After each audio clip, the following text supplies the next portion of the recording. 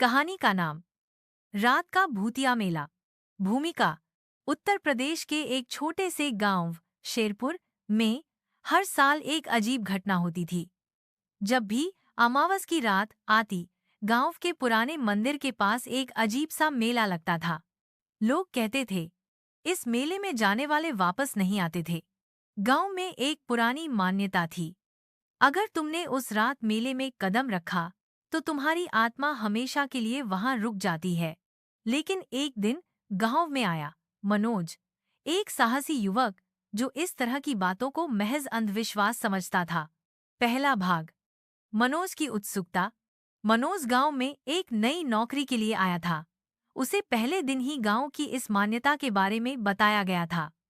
जब उसने सुना कि हर साल अमावस की रात को वहां एक भूतिया मेला लगता है, तो उसे मजाक लगा। भूत प्रेत, ये सब बकवास है, मनोज हंसते हुए बोला। गांव वालों ने फिर भी उसे चेतावनी दी, बेटा ध्यान रखना, उस रात कुछ भी हो सकता है। लेकिन मनोज ने अपनी जिज्ञासा को शांत करने के लिए तय किया, वह उस रात मेले में जाएगा, चाहे जो हो। दूसरा भाग, मेला। अमावस की रात, जैसे ही रात का अंधेरा घना होने लगा, मनोज ने गांव के मंदिर की ओर रुख किया। रास्ता अजीब था, हर तरफ घना जंगल, ठंडी हवाएं और दूर से गाने की आवाज आ रही थी। जब वह मंदिर के पास पहुंचा, तो उसकी आंखें चौड़ी रह गईं। वहां सचमुच एक मेला लग रहा था। लोग भीड़ में थे, लेकिन सबके चेहरे धुंधले थे। कोई भी चेहरा स्पष्ट नहीं दिख रहा था। केवल गाने की आवाज और घंटी की आवाज सुनाई दे रही थीं। मनोज को यह देखकर पहले तो लगा कि यह सब एक भूतिया नाटक हो सकता है, लेकिन फिर भी वह अंदर चला गया। तीसरा भाग, मेला में असमंजस। मनोज जैसे ही मेले में घुसा, उसे महसूस हुआ कि कुछ सही नहीं है। यहाँ का माहौल बहुत अजीब था। कोई भी सामान्य इंसान नहीं था। सभी लोग विचित्र कपड़े पहने हुए थे और उनकी आंखों में एक अजीब सी चमक थी। हर जगह से एक ही आवाज आ रही थी, तुम्हें यहाँ क्यों आना था?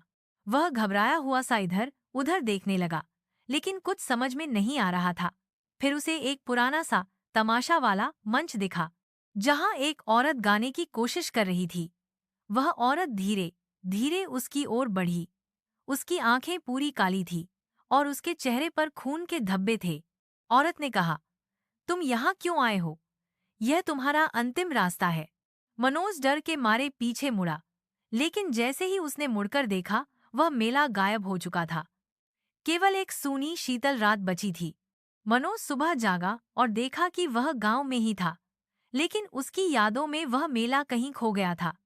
उसने सोचने की कोशिश की कि वह रात क्या थी, लेकिन उसे कुछ समझ में नहीं आया।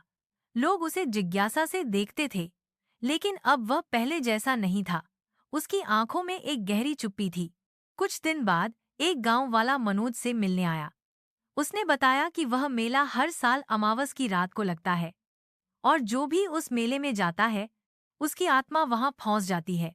मनोज की यादें धीरे धीरे धुंधली हो रही थीं और उसकी आंखों में वही डर था जो उसने उस रात महसूस किया था।